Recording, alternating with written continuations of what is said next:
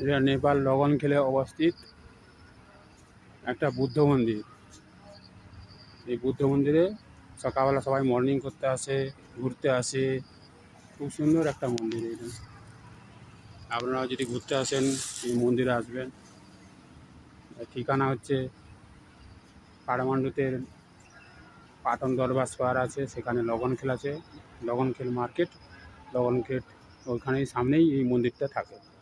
এই মন্দিরটাতে সবাই সকালবেলা আসে, ঘুরে।